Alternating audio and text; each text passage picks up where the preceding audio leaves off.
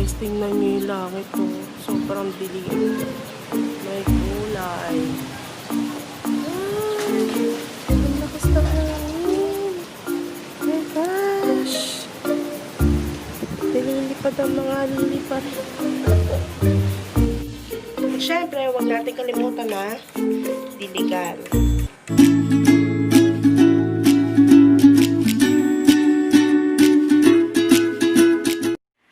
Guys, welcome back sa aking channel at pasensya na kayo kung medyo natagalan bago ako nag-upload ng bagong vlog, pero ngayon magtatanim tayo or magre-replanting tawag dun. So, magtatanim tayo ng mga halaman kasi meron akong nakuha mga binhi, plus papakita ko sa inyo kung paano ako mag-mix ng soil na good for planting. So, tara! Samahan niyo ako! So, kung napapansin nyo na may bago sa akin, tama kayo. Naka-eyeglasses na ako kasi hindi natin alam kung kailan ibabalik ulit yung ECQ or kung GCQ na ba or magiging normal na ba. Hindi natin alam kung kailan at hindi natin alam kung anong plano pa ng gobyerno for us. And since during the ECQ, nahirapan akong humanap ng contact lenses sa grade ko as well as yung mga solution. So once na nag-MECQ dito sa Baliwag, Bulacan, I made it sure na makakapagpagawa ako na eyeglasses. So ayan, meron na tayong eyeglasses. Ayan, so dito muna tayo sa aking medyo mini garden. Ito yung mga tanim ko na pechay. Ayan. So, kaka-transplant. Ayun, yun yung term. Transplant. Kaka-transplant ko lang yan 2 days ago. And ito yung iba. Kaya lang sad to say, hindi lahat ng pechay na tinanim ko ay naging okay. So, kung makikita nyo dito, medyo may maliit. Ayan. Nilagyan ko na lang ng buto. Tapos ito, namatay lahat ng pechay na laman ito. Kaya nagtanim ako, kaya lang, ito nakakatawa, oh. Kasi, ang dami na naman niya. Ayan. So, mali na naman ako. Ayan, ayan. So, paghihiwa-hiwalayan ko yan. Kasi naranasan ko, nung nilagay ko siya sa isang malaking, isang malaking paso. Hindi lahat ng buto ko nag-germinate. Pero ito, parang lahat nung nilagay ko nag-germinate. So, ayan, ang dami na naman niya. Pag-iwa-iwalayin natin yan. Tapos, ito yung iba.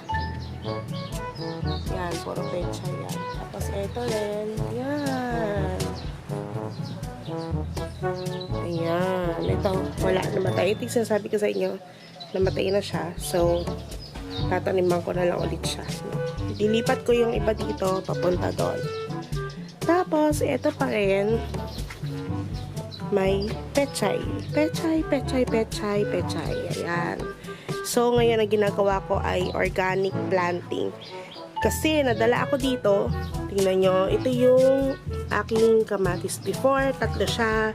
Pero ang nangyari, namatay kasi tiniligan ko ng urea, yung pampataba, and sad to say, isa lang siya natira, pero unti-unti na rin siyang namatay. Tapos babawasan ko tong insulin plant tomorrow na lang kasi nasisilong itong ating eggplant. Ayan. Ito namang ating sile, lumago na siya. Actually, ito yung pangsigang. Kung mapapansin nyo, ang dami niyang nagiging, ayan o, bulaklak. Pero sad to say, hindi siya nagdidire-diretso, nalalanta siya. So, isa rin daw factor yung sobrang init kasi ang panahon niya yung mainit. Diba? Tapos, ito na yung iba ko na transplant. Ayan, kamatis yan. So, bubuhay tayo ulit, and then talong. Tapos, ito pa isang talong. Ayan. Tapos, dito ko muna niripat tong talong 4. Palaking muna natin ng konti. Pero, kung kaya naman, tatambakan kasi malaki naman to. Tapos, ito yung ibang iti-transplant natin at yung ibang sili. Tapos, ito yung aking mint. Ayan o. Diba? Tapos, ito yung aking, rosemary. And then, ito yung aking tarragon. At ito, Bolivian chili. Kaso, nalanta na siya, hinayaan ko lang siya na malanta. Kasi hindi naman ako ganun ka masyado mahilig sa sili. Tapos ayan, meron na siya ulit maliliit na mga bulaklak. Purple yung bulaklak niya. So pagka naging sili yan, makikita nyo, purple siya pagka hilaw pa, or di ba yung usual is green. So ito purple, and then magtuturn siya into red pagka okay na siyang i-pick. And then what I have here ay parsley. Tapos ito yung binili ko sa SM, yung yan, known you, sad to say, hindi okay yan germination rate. Buti nga may lumabas pa eh, kasi sipin nyo naman, ayan lang ang lumabas, so 3 lang. Ayan. So ito, transplant ko rin to. Ito malala, wala talaga itong fine, wala talaga lumabas. Pero itong deal, ayun naman siya, oh. Ayan, meron na siya. So konti lang siya compared sa ano. Tapos ito ang aking bush sitaw. Yan. Bush sitaw, diba? So, organic din yan. And then ito, bush sitaw again. Tsaka bush sitaw again. Ayan. So, lalago lang yan mga hanggang dyan. Tapos, magkakaroon ng sitaw na mga 1 dangkal. Tapos ito, wala pa. Ayun ang pangit sa akin. Hindi ako nag-label. Tapos ito, ang aking aloe vera. Tapos ito, ang alam ko ay bell pepper siya. As well as ito, bell pepper. And then aloe vera again. Tapos ito, alam niyo ba kung ano to? Ito, try natin to. Ito ay radish. Ayan. Tapos ito ay Baguio beans. Tapos radish na naman yung dalawa na yon. And then Baguio beans. And then ito, leto sana magpupunla ako kaso hindi siya nagtuloy. Pero ito ay ang ating kangkong, Chinese kangkong. Ayan, upland kangkong ang tawag nila dyan. Ayan, so kung mapapansin nyo, ito yung garden soil. Kinuha ko to sa fish pond ng family friend namin. Ayan, inukay para sa amin. So ito yung garden soil. So 3 na tabo na ganito, yun ang sukat ko. 3 tabo na ganyan na garden soil. Ayan. Tapos, lagyan natin siya ng 1 tabo na coco peat. Ito yung tawag na coco peat. Ayan. And then, ito naman yung tinatawag natin na carbonized rice hull. O sa Tagalog ay yung sinunog na ipa. Ipa ng, yung palay, ipa ng palay. So, 1 tabo rin siya. And then, ito naman yung tinatawag natin na vermicast. O ito yung organic na pampataba sa lupa. Ayan. So, tandaan nyo, ang sukat natin ay 3, 1, 1, 1. 3, 1, 1, 1. 3 na tabo ng garden soil, 1 tabo ng coconut peat, 1 tabo ng sinunog na ipa, at saka 1 tabo ng vermicast. And then after that ay hahalu-haluin na natin siya. Mix niya na para ito yung maging soil niya. So ito yung aking unang irilipat. Natanggal ko na siya. Ito ay kale. Ayan. So magpo-poke lang tayo ng hole. Diba? So nag-poke ako ng hole. And then i-shoot nyo siya. Ayan. Laliman niya pa kasi malalim na yung ugat eh. Ayan. Tapos ayan. Tingin nyo. Ayan. Para kumapit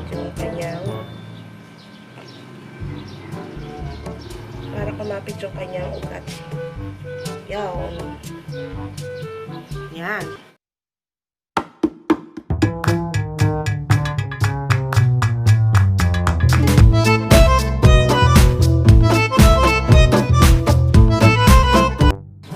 Siyempre, huwag natin kalimutan na diligan. Yan ang importante. Tapos, dito naman tayo sa sili. Ayan. So, since makikita nyo, mahaba na siya, yung sili natin. Bigay lang to eh. Nung bumili si mami ng coconut peat. So, hindi ko muna pupunuin to. Mag-poke tayo ng hole.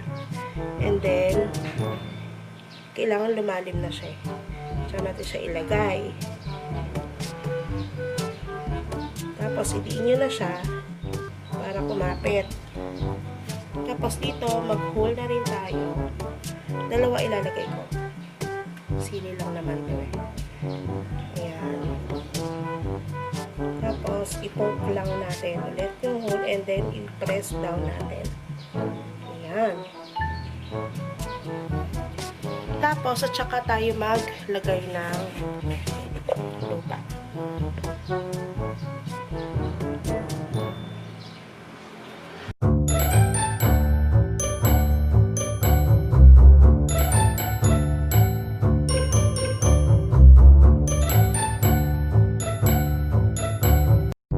Ayan, tapos, ito, tinanggal ko na siya doon sa original pot niya. Ito yung aking basil. Ayan. So, pupo lang ako ng hole. Dalawa na ilalagay ko kasi medyo maano naman to eh. Ayan. Pupo tayo ng hole. Tapos, i-press ulit natin para kumapit siya.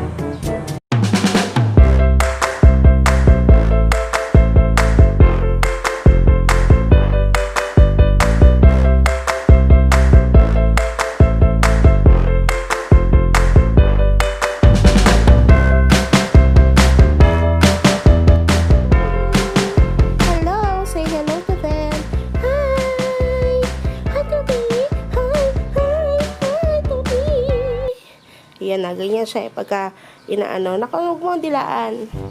Ayan na, oh. Ito na yung transplant natin. So, antayin na lang muna natin si Papa J kasi nagpe-prayer meeting sila. Ayan. So, magbibistay siya ulit mamaya ng lupa. Ito. Bibistay niya, sasalain niya yan para mawala yung buo-buo. And then, magta-transplant tayo na natira na kale at yung iba pa. Tuti now! Come here. Let's go inside. Inside. Come. Ito pa yung ito-transplant ko.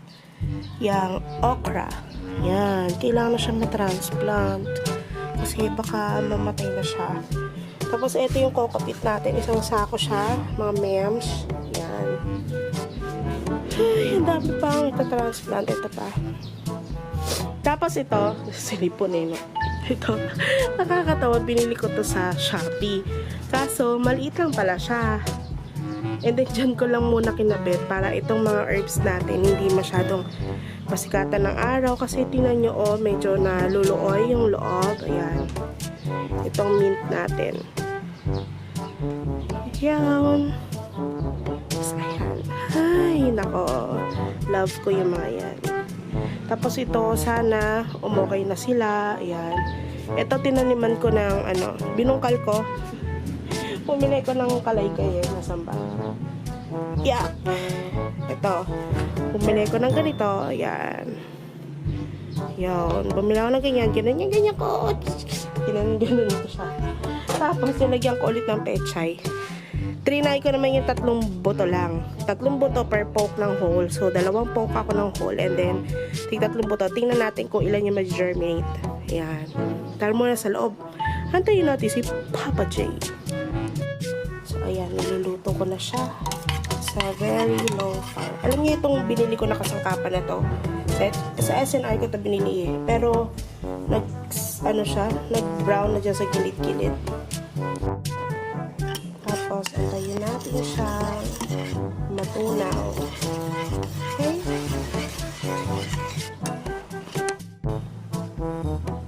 Ayan, tingnan nyo na yung consistency niya.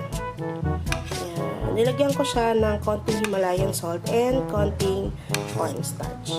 There you go, yummy! So, ayan na yung chips natin and ayan na yung cheese dip natin. So, dito ko nilagay para pag hindi naubos, diretso takip na siya, diba? O, katamaran. Ayan. So, try natin ulit. Hindi ko na video ito. Dip natin. Try natin.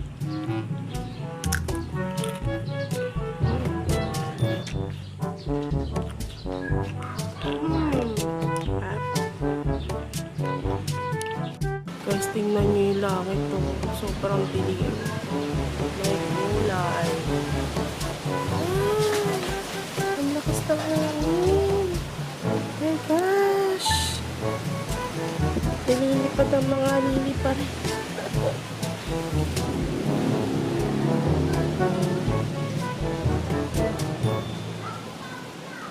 Hey! Takot ka? Natatakot ka ba? Natatakot ka?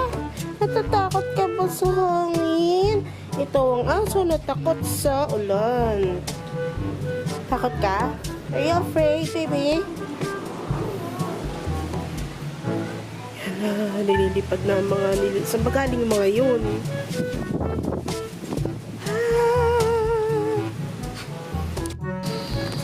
Pinaulanan ko muna yung mga